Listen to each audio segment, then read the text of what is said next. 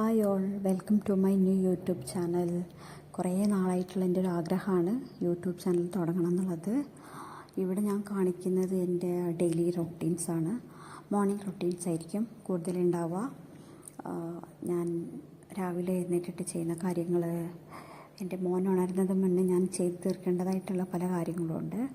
അതൊക്കെ ആയിരിക്കും കാണിക്കുന്നത്. ഞാൻ രാവിലെ മെഡിറ്റേഷൻ ചെയ്യാറുണ്ട്, യോഗ ചെയ്യാറുണ്ട്.